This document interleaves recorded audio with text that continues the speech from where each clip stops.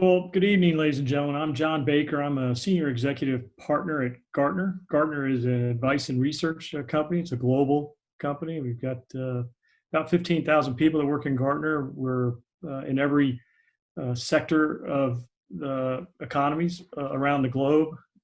We have a niche specialty in information technology, but I would offer we've also expanded into many other markets now, and we bridge information technology into finance, into human resources, into supply chain. And so that's just a little background on the company. And my role as a senior executive partner is to provide advice, to coach, to assist clients as they work through really challenging and complex issues like we're all experiencing with COVID-19. So I appreciate Simon's invitation to speak to all of you tonight. And I also want to thank Patty Walker. She was instrumental in connecting Simon and I. And so to all of you in the Arizona chapter of the Society for Information Management, it's an honor to speak to you this evening. As Simon mentioned, and I think this is an important way to start a conversation now. These aren't just icebreaker comments, but I trust all of you are healthy. I trust your families, your coworkers, your teammates, the communities you live in are staying well and working through this really challenging time that we're experiencing. The environment that we find ourselves in is unique, and I'll talk about that uniqueness in a little bit. And one of the techniques that I recommend to the people I advise as a way to work their way through it.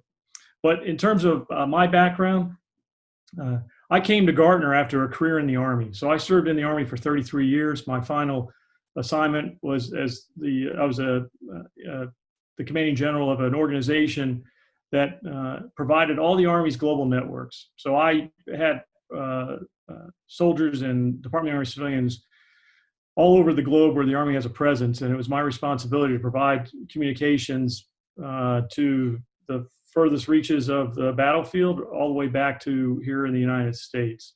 And that was a really phenomenal opportunity, but I would also offer a lot of the environments that I was working in and providing communications for and supporting the forces in had some of the similarities that we're experiencing now with what we're all seeing with COVID-19. And I'll bring that into the discussion as well. And as Simon mentioned, and as Mary mentioned, and she was setting the conditions for this, please feel free to interrupt. This is going to be interactive. I certainly have a number of slides that I have comments I'll make to you about, but we can go as fast or slow as you want through the content. It's really about informing you and answering your questions that you might have. So Simon, if you can go to the next slide, please. And then just build it. So this is a slide that I modified. And the things that you see highlighted on there are important. So the slide came from a magazine called The Lancet. The Lancet is a medical journal. It's been published since 1823. It's very well respected. Articles in The Lancet have to be peer reviewed before they are published. Well, if you look at the date, it was published on the 9th of March. And if you go back to the beginning of March, by that point, we were all hearing a lot about this a virus that was coming from Asia, from China, and we were seeing a lot of information in the news. But what we weren't seeing was what that was going to do potentially to the environment that we were all living in. And this was one of the first charts that I saw that tried to explain that in a way that really anybody could look at and take some insights away from. But what I wanted to do for our clients in Gartner, with my team that I work with, was then represent it in a fashion that they could digest and do something with. So when you're dealing with really challenging environments, one of the techniques that you can use is to frame it in a way that it's digestible. And in this case, what I recommended the team and that we adopted was we broke the environment that this chart reflects, which is the pandemic waves that are occurring. And if you look at 0 on the left at the start of the X and Y axis, that is essentially the end of November and early December of 2019. And then you can just count, off the numbers to see where we are today.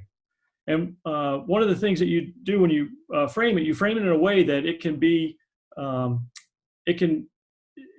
worked in a planning scenario. So what we offered was, we don't know how long this pandemic's going to go on, but let's make an assumption that it might go on for 18 to 24 months. And then let's work our way back. What do you have to do right now if you're in that kind of environment? And what do you have to do for how long to establish an environment that you can sustain support in? And so we assess that's probably, in the 3 to 6 month range. And when we put this chart together, as you can see at the top of the Y, where you see 16 March 2020, that was a moment in time when I sent this chart to one of my clients and I said, okay, here's where we are on the 16th of March of 2020. We are in the near term planning process of trying to work through how to set conditions so you can maintain your organizational integrity as you go forward. And so what I suggested to my team and to my clients was, look at this in a 90-day increment. Start planning that you've got to build resiliency now into the network that you're trying to provide and support your remote workforce with over the next 90 days. You've got to essentially identify what you can do to support remote work, and then make the adjustments that you can. But as we used to say in the Army, when you make contact, you're going to fight with the network you have. You can want all the things out there, but you're going to fight with the network you have. And that's what my clients and all of you are now experiencing. You are essentially fighting through COVID with the network you have. The next planning horizon then, again, to keep this in a framework that could be managed, was let's look at the midterm and think of the midterms essentially June of 2020 out to about December, to the end of the calendar year. And what I proposed to my team and my clients was that's an opportunity to essentially harden, to build up capabilities now that you know where you have seams and gaps and shortfalls. And so the tendency when you first are put into this kind of environment is to be very focused, essentially at a very close level. What's going to happen tomorrow, next week, maybe 2 weeks out. My counsel to the people I advise was that is not going to work here. While you've got to shore up your existing capabilities, you also have to be looking out 6 to 9 months now. Because if you don't, then you're not setting the conditions with the resources that you have to build up that network capacity that enables this remote work. And then the last piece that I framed for them was you've also got to have part of your team now looking at the long term, and think of the long term as what you see there. It's September to December 21. It goes out now into the next calendar year, and so that's important from a budgeting and resourcing perspective. And what do you assume you're going to have in terms of capability to sustain this environment now that you've been moved into, which is remote work? So that was the point of this chart, was to show based on a medical assessment what was going to be happening as the pandemic came into the United States, and then allow planning to occur that could essentially frame in segments, near, mid, and long, ways to work through this with the organizations that my clients lead or support, and come out the other end in a good fashion. And then the last piece is this blue box that you see down in the bottom right, and that is that's tied to the essentially the preservation of life, the protection of the workforce. And there's another briefing that I pushed out that that we use, that my team uses, and I've shared with our clients, that walks them through how to do a risk assessment. But essentially, in this box, what you see are how to categorize the environments that people can exist in and still, survive. And it's a leader's responsibility to make that assessment so they're not putting people in harm's way or in danger unnecessarily, or they've taken the precautions to mitigate that danger or those risks. And that's what you see with those rating levels. And, in our own conversations within Gartner, I can tell you, we got up to the, we got up to the H and the E, the extremely high and the high, pretty quickly, with the suspension of travel, the closings of office, the moving everybody to remote environments. And Gartner's a virtual company, but the majority of Gartner was already doing work virtually, but some amount of our staff had to come out of offices in Connecticut and Florida and Dallas and work from home. I'll pause there before we move to the next chart, see if there was any questions on why we put this chart together and how it helped us to do planning for this pandemic. Hello, are there any questions? Now is a good time to ask. Not seeing any in the Q&A channel yet. Me either. All right. Yeah, let me just ask a quick question, actually. So John, is this current as of the 16th when you sent it out, or is it actually still up to date? That's a great question, Simon. I made a decision when I was putting this presentation together for your chapter to show you a product that I sent out on the 16th of March. So this is not current as of the 15th of April, because I wanted to share with you the kind of planning assumptions that we made in Gartner a month ago to help the people that we support understand the environment that they were now operating in and how to successfully move forward through it and in ways that we could assist. And John, we do have a question from one of our members, Jeffrey Uchida. He'd like to know how this ties to the business. So Jeff, thanks for that question. Talking to a lot of my contemporaries, we went, and I'll show this to you in a future slide, but essentially people went from, for the most part, working in office spaces, designated locations with an infrastructure to support them, to overnight working from home, an environment that most organizations had not anticipated or built up an enterprise to support with a similar, capable ecosystem. And so what you immediately found was disruption. And it wasn't just disruptions to calendars, it was disruption to workflows. It was disruption to the economies of sustaining a force that has now gone remote and doesn't have the peripherals that they can take home to work from. And so that very quickly started affecting companies' cash flow. And in many cases, until companies, shut them off, people started ordering things to be able to work from home successfully that had never been accounted for in budgets, for instance. And so this recognition that they were going to have to find a way to work through this. This wasn't a short-term effort. They were going to have to, in the near term, build up the resiliency, identify where their seams were or their gaps, spend money to ensure they've got capability, recognize that they have an opportunity to harden as necessary to improve during the summer months before the next wave hits, and then what's the long-term fiscal plan to sustain this. That's how it affected the business.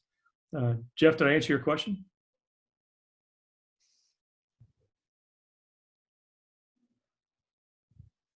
He said, yes, thank you. Great. Okay, I'll pause and I'll let Simon advance if there's no other questions on this slide. Doesn't look like it.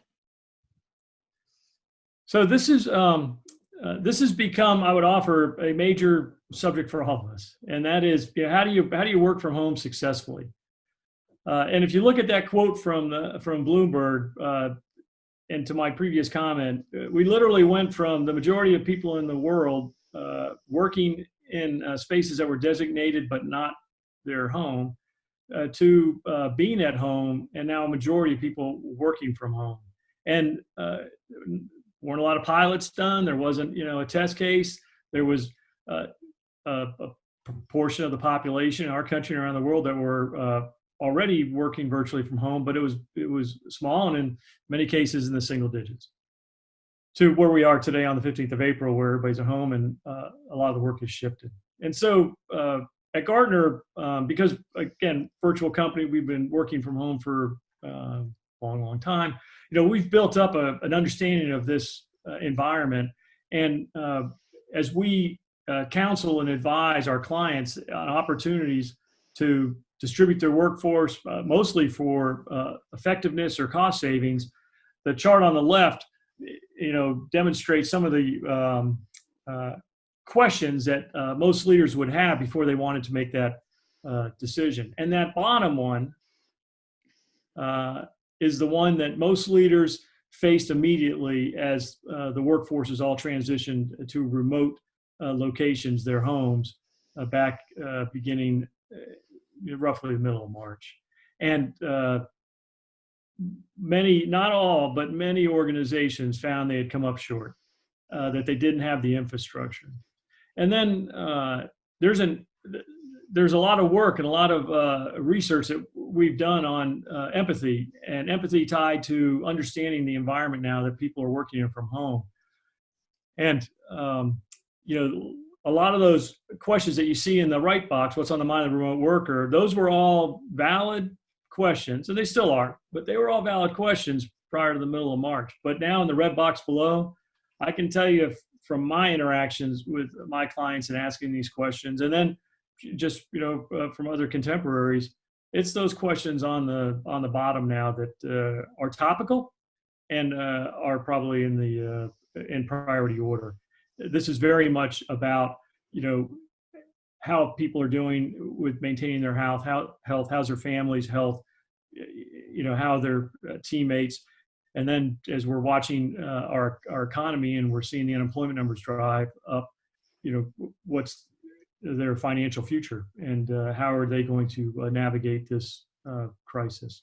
So when we're talking to our clients, we start to share with them insights on how to get remote workers to success. So part of it is equipping them with capabilities, allow them to use bring your own device if they have the security policies that they are comfortable with that mitigate the risk, or allow them to take the peripherals from the office, put them at home, or equip them at home with additional peripherals and make the spend to do that. Identify where the best times to work are. I've got a number of clients that work on the West Coast, but all their VPN support is on servers on the East Coast. They usually cannot gain access and reliable bandwidth until the middle of the afternoon, when their East Coast partners are going home for the day, and it frees up the VPN support. And so, designating organizations, the people into A and B shifts, and working, essentially off hours. So that's on the left side. On the right side, we've had a lot of discussions about how to, work in an environment where people are still productive. One of the vignettes I shared with a client recently was, they've essentially taken their DevOps model and taken it home, and it's actually working. Self-forming in teams, they're working very quickly with the collaboration tools they have. They're watching their production go up, and it's in many cases because they still want to feel valued. They still want to be able to contribute. They have more time now because they're not commuting. They're finding times at home where they can actually get a lot of this very detailed intellectual work done. So we're providing recommendations on how to accelerate that and benefit that. But I'll pause there to see if there are any questions on this chart on how to help remote workers. John, before we before we bring up any questions, I'm on the fly. I'm playing with doing a poll. So let's see if I'm doing this right, if it comes in. All right. I've just launched a poll. Excuse the bad English, but who found they were 100% prepared for all of their employees to work from home? Just give it a few seconds here.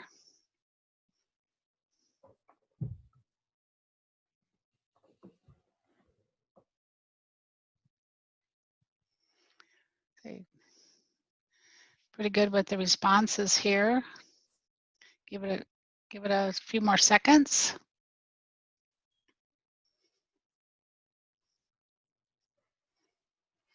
All right.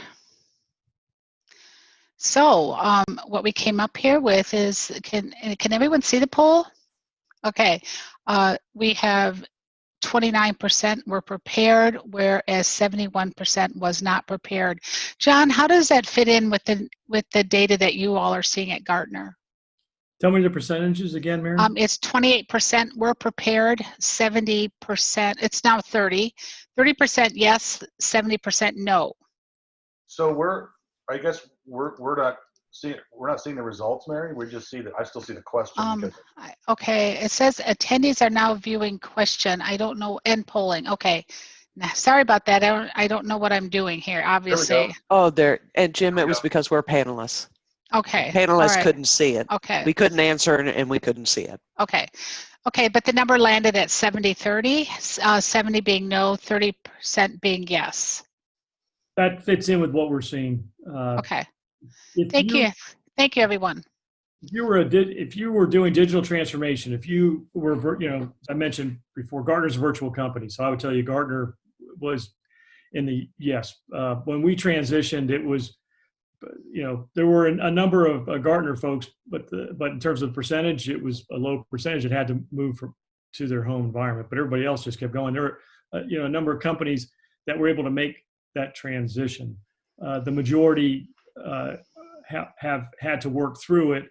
And from the previous chart to this chart, that was the advice I was giving. And a lot of these organizations, they all of their sustaining base capabilities for their enterprise are essentially co-located. In some cases, they have some capability in the cloud, but they're still tied to data centers. They're still tied to peripherals on desks without a lot of virtualization. So this was a very challenging environment. But I would also offer, this is where leaders just took charge and drove through this. And what I also saw was a lot of innovation, iterative improvement, leaders taking some amount of risk to sustain their capability to perform their functions, and underwriting that risk and being accountable for it. I had a couple of people make decisions that they actually had to walk back about a week later because it was a little too much risk. But in that moment, it was better for them to act than it was for them to delay, because people want to see, how leaders are going to work through challenges like this. And I would offer a lot of ample opportunity out there. Hey, John, can I just ask a quick question? Actually, Bob Fraser raised it on the chat line, which I thought was very good. Maybe you're going to cover it later, and if you are, please say. But, now we've all been forced to do this mass experiment, and, it's been pretty successful, I think, by and large. This is not like an elastic band. It's not going to go back, right? So at the end of this, how many people this is going to become the new norm, and they're not going to revert back to being in the office? Yeah, Simon, excellent question. I do have a slide that addresses that. I would offer this is a new normal. Great, thanks. In fact, one of the people I advised, I shared with them some research on accepting a new normal, getting to a new normal, and his organization, that's what they had already nicknamed this, is their that's how they task organize. This is Operation New Normal. We're going to be in this for quite a while, and going back to my first chart on those planning horizons, people who recognize that, leaders who recognize that they've got to now do planning that affects out to 18 months to 24 months now, are going to be in a much better position because they've started making the adjustments to support that. If if you are working through this in short-term bursts, I think that you're going to find your organization is going to be challenged. So this chart about assessing risk and implementing resilient response plans. The chart on the top, VUCA, stands for volatility, uncertainty, complexity, and ambiguity. That's a term. That's an acronym that actually originated out of the Army. I told you my background was a career Army officer. That's a strategic way of thinking that the Army has been doing since the mid '80s. And essentially, when we identify environments as being VUCA environments, volatile, uncertain, complex, and ambiguous, they're environments that generally nobody's seen before. And so all of their experience, all of their presumptions, all of their biases aren't gonna support them very well as they try to work through the environment that they found themselves in. And COVID-19 fits that description. It's a VUCA environment because it's so volatile. The ground is shifting constantly under our feet day to day. We're all learning together as that ground shifts. It's uncertain. You see the projections on like the wave chart I was showing you. We're watching the news. They project at this level, then they project at the next level. There's a level of complexity here that is challenging everybody in every sector. And then it's ambiguous. And again, your experience is helpful, but it's not going to provide all the answers because of the environment. So explain to the people I advise that this is a VUCA environment, but there are opportunities. And when you're in an environment like this, a lot of people are learning, but if you learn quickly, if you identify where you can seize some opportunities to accelerate or opportunities to improve, take them, because they're going to be fleeting. And if you don't make those adjustments quickly, then you're going to be challenged. The chart on the right talks about how to do a risk assessment process that is circular and continuous. And what I'd offer to all of us is we're all in this risk assessment process now on a continuous basis. It's a 24/7 tempo, and because it's at that level, level of speed. All of us are having to constantly check our environment, constantly work the hygiene actions that are recommended, constantly look out for our teammates and our contemporaries. And essentially work our way through it. But again, one of the recommendations is, as you're recognizing the challenging environment, also plan through it. And that's where you see the build resiliency, the stabilize transformative opportunities, and build sustainment. Again, the timelines now for this chart reflect that this is very much active. This is between April and June. Then you're into June and the summer months, and I'll explain why in a minute as we face the next wave. But there are opportunities here. But you've got to be able to essentially what we used to describe from my background. You've got to be able to see the environment, and so we've got to be able to see what COVID-19 is doing. So that you can make these adjustments to remote workforce, to how you're going to support the remote workforce. You've got to recover from that. You can't be unbalanced forever. You've got to figure out a way to get some stability in improving how you're going to connect remotely, how you're going to sustain your workforce, how you're going to mitigate the risk to them. And then how are you going to, if you're in this environment, to Simon's question, and I'm offering that we might be in this environment for a while, how are you going to rework your budgets to support it? Because, again, the things I've told the people I support, the budgets that existed on, say, the 14th of March, those budgets don't exist anymore. Those budgets have all been turned upside down because of their environment that we're supporting. So you have to literally go back and revalidate assumptions, identify facts, work in planning factors, and then continue to go forward. I'll pause there. I've got one last comment on this chart, but I'll pause there to see if there's any questions. Any questions? Not seeing any. So just the last piece, and it's the banner at the bottom. Organizations will come through this, and organizations that identify the opportunities, as I've mentioned a couple of times, will come out they'll come out better. They'll come out in good shape. It'll be a struggle for a number, but if you can identify opportunities to improve and build your capabilities that reflect this environment that we're in now, so that you don't have a workforce that's totally supported from a fixed location anymore. You're able to be very agile, and going forward, you've got the abilities to sustain it from a fixed location or move to a remote location and maintain a capability in both areas simultaneously going forward. I think those organizations will be well prepared for our environment going forward if this does indeed go for 18 months or longer. So if there are no further questions, we can go to the next chart.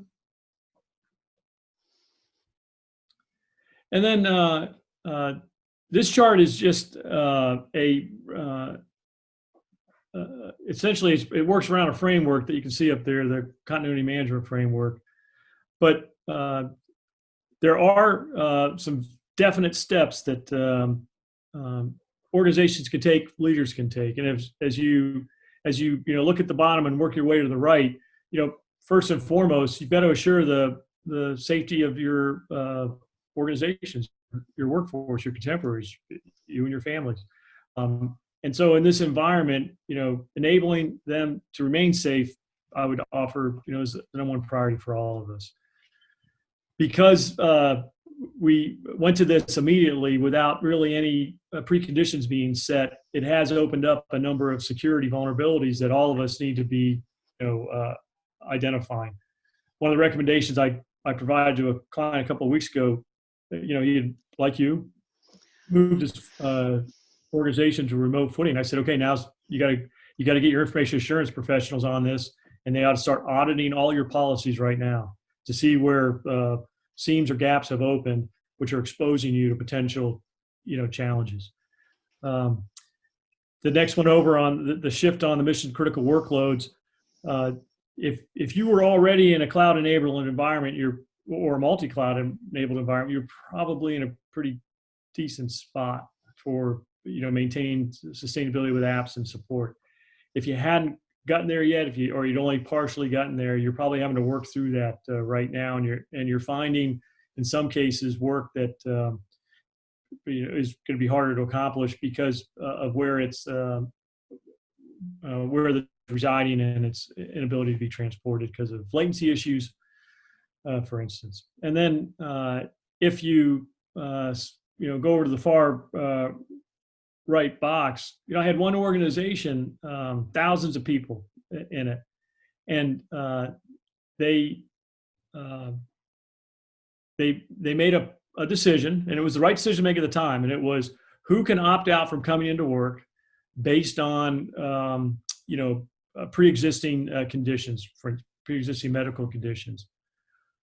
Well, in one case, every single person in this one really critical part of the facility identified pre-existing conditions, and they had to shut the facility down. The problem with that is that facility is the only one of its kind that supports this organization, which is in the Department of Defense. And without it, another capability can't be used, and it's a life-saving capability.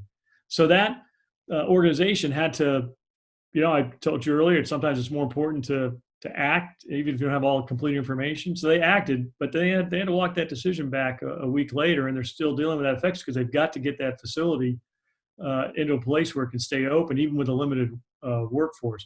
But to account for that level of high absenteeism is critical.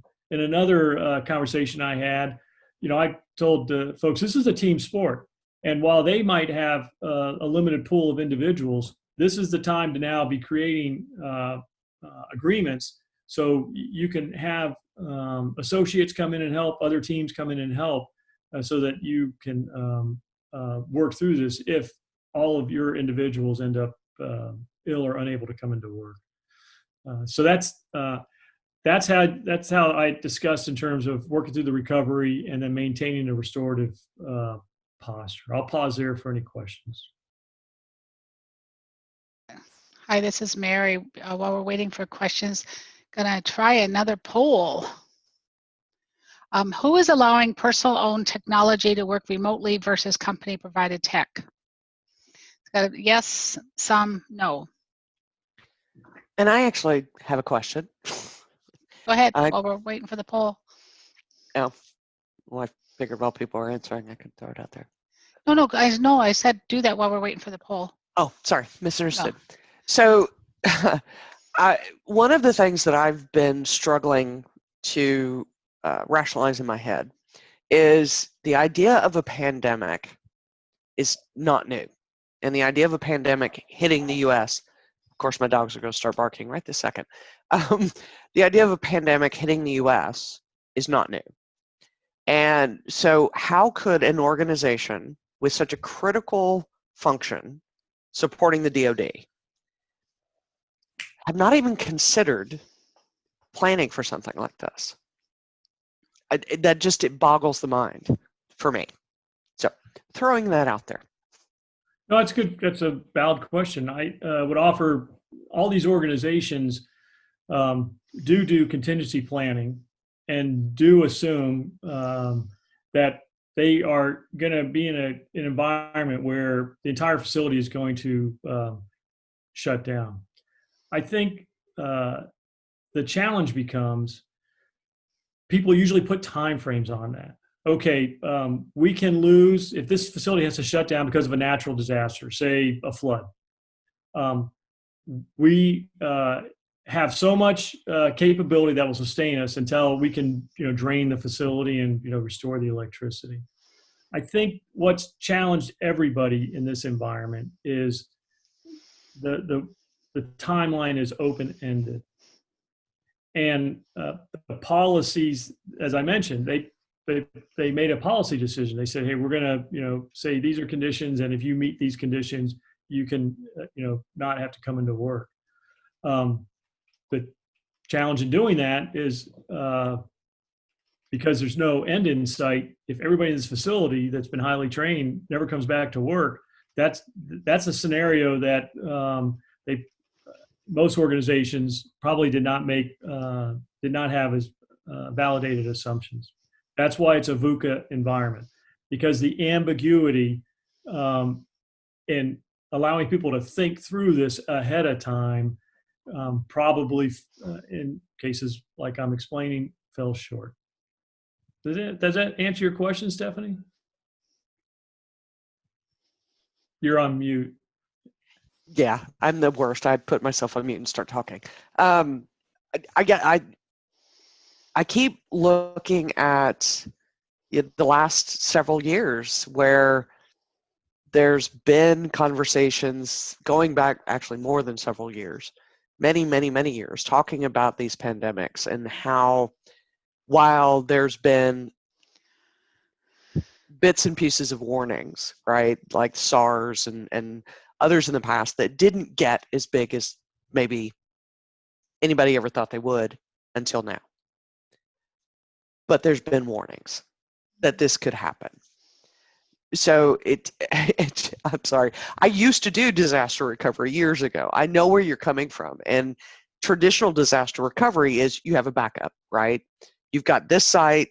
If it floods, you switch over, right? I live in the cloud now where it's in the cloud. I don't have to care. But in a pandemic situation, it's everybody. So how, I'm still personally trying to wrap my head around how do you come back from something like this when, like you say, there's no end in sight. Who knows what the world is going to look like, because what normal was is not what normal is going to be. So that's kind of where my my head is circling right now. I think I agree with your with the points you've made. You know, there are going to be a lot of questions on how. You know, if you look at the last 20 years, there's been, you know, 4 epidemics or almost pandemics between H1N1, SARS, Ebola, and now COVID-19. Just in the last 20 years. If you were to go back from 2000 to years, say 20 years prior, you didn't see that kind of activity between, say, 1980 and 2000. So there is an, you can make an assumption. Well, not an assumption. Over the last 20 years, we've had 4 events like this. I think a lot of planning assumptions go into mitigating steps, but when those mitigating steps, start to fail, you've got to be very quick to make adjustments. Dwight Eisenhower, it's not a verbatim quote, but planning is everything. It's not necessarily the plan. It's all about planning and how agile are you in making adjustments as your assumptions are starting to fail. And that's what I've seen. A number of assumptions people made started to fail, but they started failing at such a rapid rate, it was very difficult for organizations and leaders to adjust. Some have, some continue to, some I think are still challenged. But to your point, yeah, there's a book from the, I think the early 1990s, Guns, Germs, and Steel. I mean, there's a whole chapter on pandemic planning. And I think the quote you were looking for was, "Your plan only lasts as long as the first battle." Yeah, that's a good version of it. Yep. Yeah, Something like that. It's actually no battle plan survives contact with the enemy. There it is. I knew it was something along those lines. Well, and when the enemy is something that you can't see, Well, you can't wasn't it a box battle. Yeah. The plan is only as good until you get hit in the face. Anyway, that was one of the boxes. So I think in the interest of time, we'll move on. But very interesting topic. But I do think that I mean, obviously we've been through global pandemics before, right back from the plague up to Spanish flu and all that stuff. And I think humans are naturally social animals. I think they'll eventually get back together, and it'll probably revert pretty much to the status quo. Now, that work habits maybe not. But this poll here, I was very glad that Mary did this for me.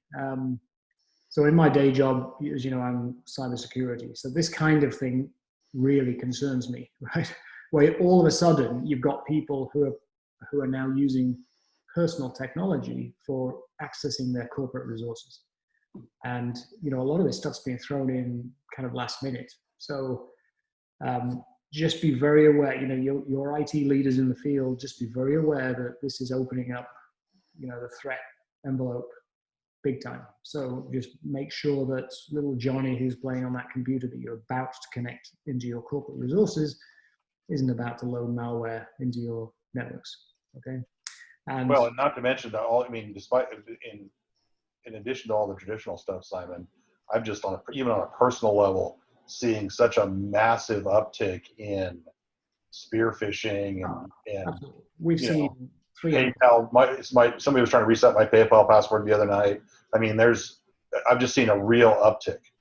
Yeah. People, you got more people at home with time on their hands. Yeah, they don't call them bad guys for nothing, because they will exploit every natural disaster, every horrible situation, and they're doing it right now. So, yeah, including ransomwaring hospitals and health organizations. Yeah. Yep. No bounds. Right, John, let's carry on. Thank you. Okay. If you can go to the next chart, Simon. And so, again, this is an environment where you've got to optimize your spending plans and work through reduced budgets. We're seeing the greatest impact is at the local level, local government level, state government level. They have to balance their books, every year. They're, tax revenue based, revenue streams. And so, as we are working through how to assist our clients in those environments, but I'm offering this to even the ones I support in the federal sector, they've got to identify what their cash flow is. They've got to go back and look at all their contract language to see where they have some leverage to make adjustments with their suppliers or their vendors or their supporting contractors. And then they've got to prioritize, and they've got to communicate. You know, I'll show you this at the very last slide, but in a crisis like this, candor and frequency of communication are key. There's no such thing as over-communicating in an environment like this. So having a constant dialogue that helps people understand, you know, your fiscal position and, you know, where you're trying to get to and still be solvent and viable, that's, you know, critical. And everything's on the table. There isn't anything that can't be reviewed. But then again, it comes down to how are you going to prioritize? And, you know, in talking to this group, and obviously a lot of the content is tied to information technology.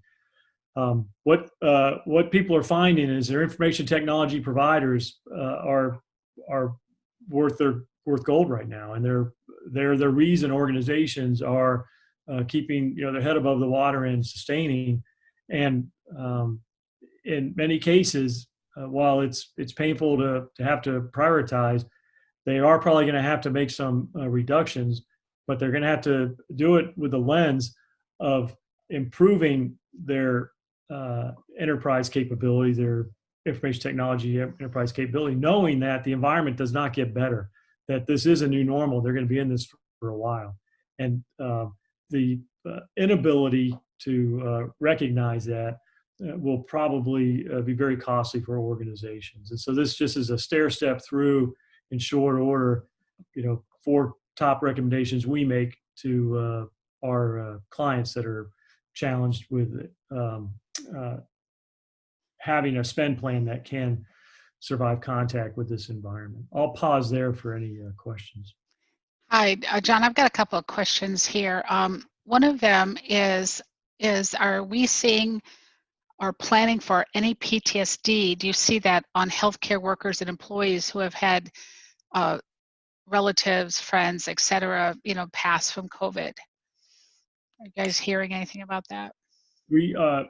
I am, I can tell you I am. I'm having conversations, and we've made that a central part of our discussions in helping people recognize that they're going to have to realize that if they've never done grief planning before, that is something that is, you know, elemental now to this environment. They're going to have to recognize, because of the numbers, that they are probably going to have people that they know or people from their organization or family members that are going to become ill and you know, God forbid, pass. And so their HR policies have to recognize that. There has to be a consideration of adjustment on how you then support those individuals, those family members. So absolutely, we're having those conversations. Thank you. Second question, what insight do you or Gartner have on the infrastructure weakness, the public infrastructure weaknesses? You know, seems the network is struggling, you know, public tools are crashing, you know, et cetera. Yeah, Mary, that's a great question too. So 2-part answer. Just about everybody is now reliant. In the Army, we used to call it the last tactical mile. So it's from, you know, the fiber head, you know, to your foxhole, in this case, your house. What I'd offer is the major telecom providers are sustaining capability. They're now throttling and metering based on usage, and so based on peak times, you know, they've got those in their contracts that we are, you know, aware of. So that is happening. So people are now, you know, having to compete for bandwidth at their home in ways that they didn't before, because many more people are doing remote work. But if you look at where the major telecom companies, you know, do their spend in terms of capital expenditures and operational expenditures, if you look at the major telecom companies, they're usually in about the 50 percentile. they're in a much better position than just about any other industry in Mhm. terms of what they do to invest in maintaining their supporting enterprise for really challenging environments. And um, where there are issues, it's because or individuals or organizations did not anticipate that so much was now going to be done from a remote location, and the bandwidth available per household may not be sufficient to what they're trying to support. And then the other piece is, if you had your apps, your most critical apps, based on the code they're written in, and they are viable and they're working in cloud environments, then you're in a good place. If you had already set up a multi-cloud strategy, you're even in a better place. And if you have a hybrid cloud where you recognize where some of your apps are going to have to stay in latency physical data centers, but you made adjustments for that, you're even better. If you haven't done any of that, you got real challenges. Does that answer your question, Mary? I'd like to ask Michael and Patty. You both asked such great questions. If that's answer your questions, let me know. But gosh, I think that I work from home all the time, all day long, and it's been comical having clients telling me that, I might have a bandwidth problem because my kids are watching, doing school, my husband's watching Netflix, everybody happening at all at the same time. So the point you made around the in-home infrastructure is extremely, prevalent. So interesting. Yeah, just a couple of points from me as well. I think you may even be covering it on the next slide, John, actually. But it's interesting to see how the industry at large has come together voluntarily to try to help, right? So you've seen the content streamers drop slightly the bandwidth or the resolution and quality of video and that kind of stuff, try to take some stress off the core infrastructure. And it's interesting how on a global basis they have really reacted on a voluntary basis. And I mean, up to this point, I think we're doing pretty well from an infrastructure perspective, which is great. Before we leave this slide though, obviously you've seen people holding payments from vendors or holding up payments to suppliers, or customers not paying you. And I would really stress that last point that John's made here. Communicate, right? We've had those conversations. If you actually have those conversations up front, you're going to get an understanding ear. Just don't leave people, in the dark and don't communicate. Talk to the people. You'll find them very responsive. It has been our direct experience in our company. So That's a good point. Thank you, Simon. thanks. So Simon asked this question early on in the briefing. I said we'd get to it. So in this new normal, as you can see the chart on the left, the recognition we have is that there's going to be a significant part of the workforce now going forward that will work from home. Organizations are going to sustain that. In many cases, they'll see the benefit. I mentioned, in DevOps, the Agile framework worked pretty well in some cases. Less fixed structure costs in terms of rental leases or support to HVAC. So as those things get firmed up in spend plans, I think you're going to see that. There's also then going to be what people want to desire to do going forward. So many people have now been introduced to this remote work environment. They're going to have to have a family discussion about what they want to do now going forward. What is most appealing to them and how they can contribute and where they can have the greatest impact. But what we believe is that this is going to be sustained, and this is going to be a new normal. And then if you look, if you can just go back 1 minute on the last chart, there is, I would offer though, and we, there've been, cartoons made about this, skits, on YouTube and the like, but there is, this continuing gap between, what people have an understanding of in terms of technology capability, and then where the technology is. And so the technology gets better, faster, there's a complexity element to it, and individuals' ability to keep pace with it, continues to separate. And you've seen some of that play out. So the technologies that are, very, app-like capable, limited interface beyond just the front panel, those will be success. If it's much more than that in this environment, I think people will still, generally be challenged with it. So just have that recognition. And then I won't go into, but you can see what I've highlighted in terms of how to continue to be resourceful in planning through this. I'll pause there to see if there are any questions, then we can move to the next slide.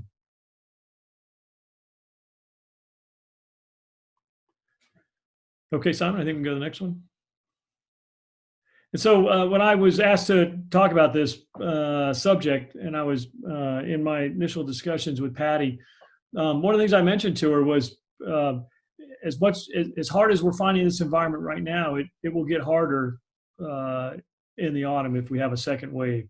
And if organizations, if leaders aren't anticipating that there's going to be a second wave of a pandemic, then the lessons learned that have been so hard won over this last month are not going to be utilized. So plan for a second wave of this pandemic. If it doesn't materialize, I will be eternally grateful. But all my planning assumptions are based on that there will be a recurrence, and we're going to have to, adjust for that. And now you have the time. Now you have the time to set conditions for success. And if you look at that digital remote work strategy on the right in terms of the topical recommendations, all those are sound.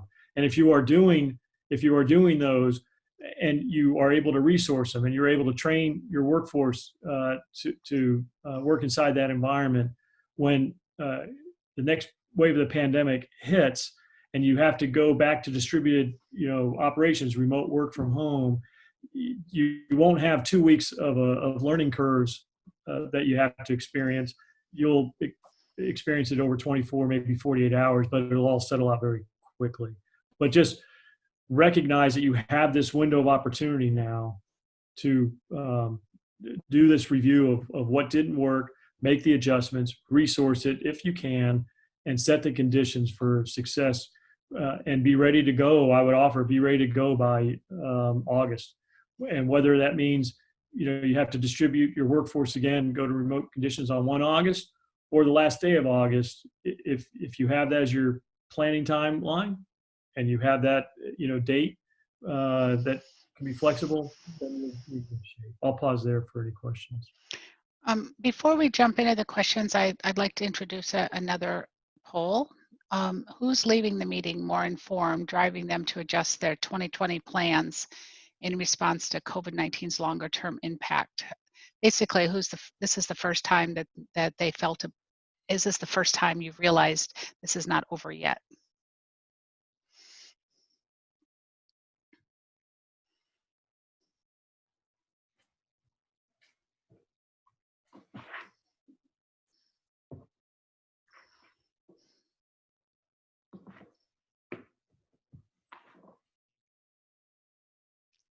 Got some good responses going here.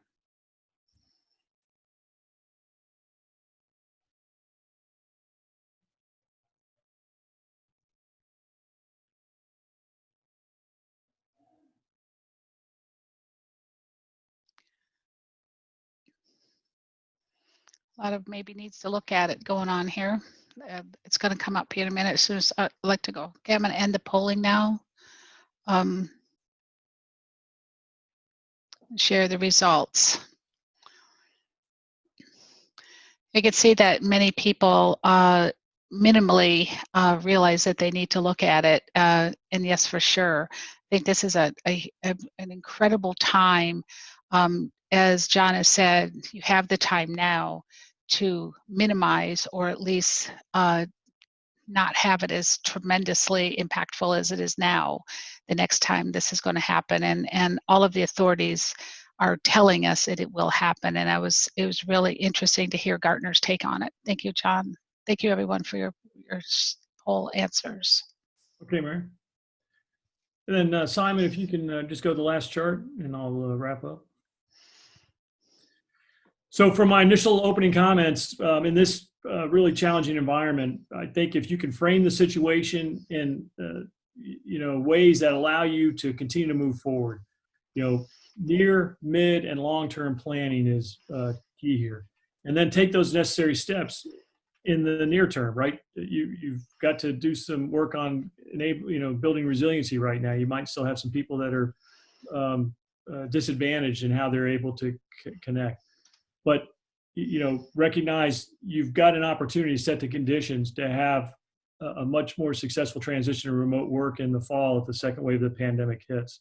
And then recognize you still have to do resourcing to sustain this potentially for 18 to 24 months.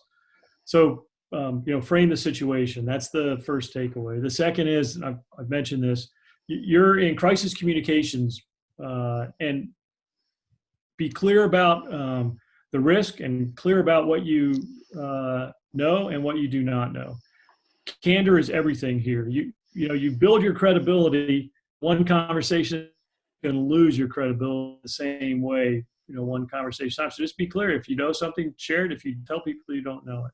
And then constantly communicate. Communicate as many mediums as possible, over the phone, via this channel, on Zoom, email, however you can see best, but communicate continuously to your teammates, your workforce, your contemporaries.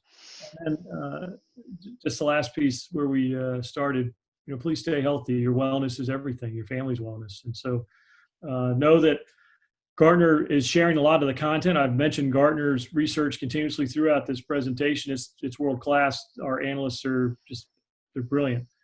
And we've put a lot of that on our front-facing website that's available to the public for free. So you can make your way there and use it. And then I talked about the VUCA environment.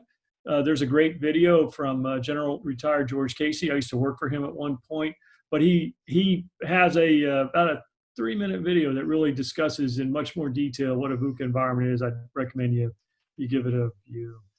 And last, thank you for the honor to talk to your chapter tonight. I really appreciate the invitation, and I appreciate the questions I received. I thought the polling Mary was doing was awesome and very informative. And Simon, thank you.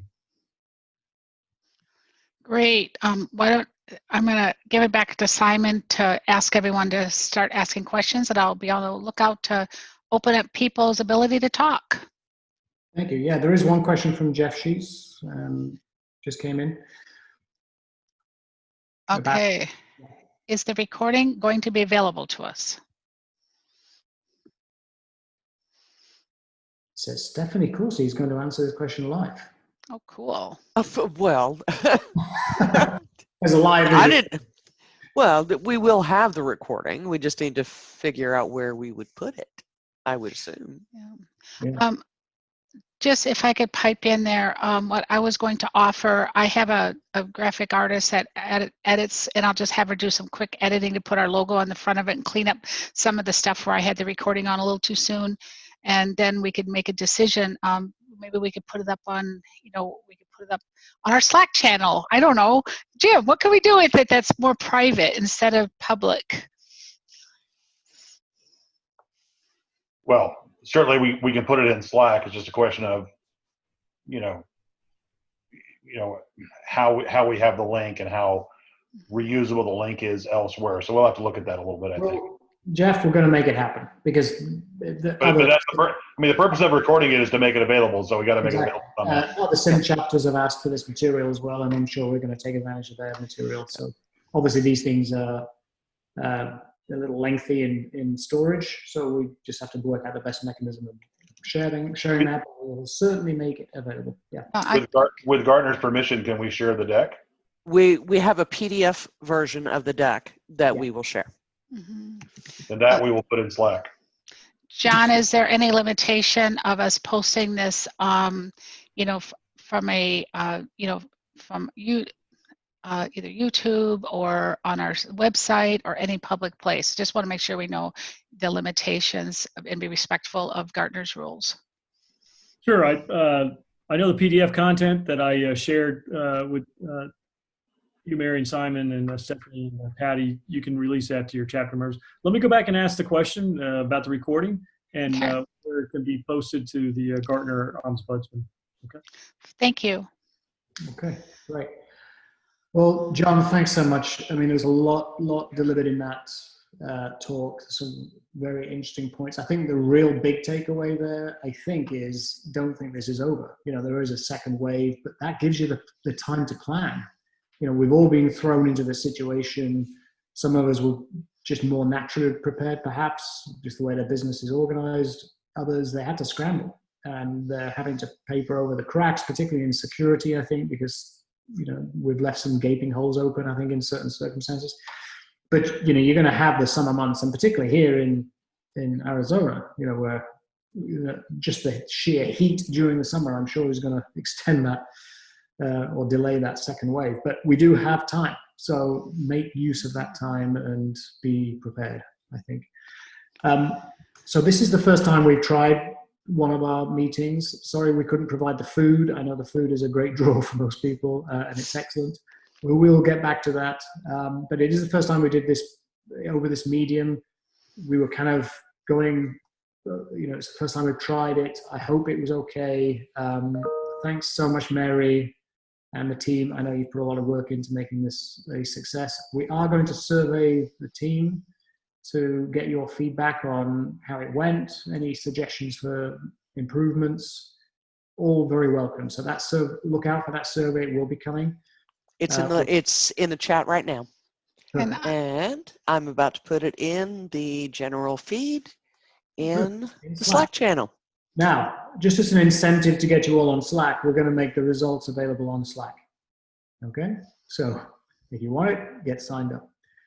Oh, looky there. And I'm going to install the SurveyMonkey link in Slack right now. There you go. so, Any final questions in the QA channel or anything, Mary? no, I don't see anything. Okay. I want to make sure that that we publicly go on record expressing appreciation to Patty and John, Patty and Tamara for finding this fabulous, Absolutely. relevant, you know, content, and John, I really appreciated the content as well as the calm manner of which you presented it. That's military training for you, I think. We saw that evidence. Thank you so much, John. That was really good. Privilege to meet all of you, and thanks for what your society and your chapter is doing here in Phoenix. And let us know how we. Yeah, so that leaves it just to me to say thank you so much. Really appreciate your attendance. A lot of you stuck throughout the entire session. Really thank you for that. We'll probably be doing a similar session, obviously, next month. Look out for details of that, and I'm sure Patty and Tamara are already working on great content for that as well.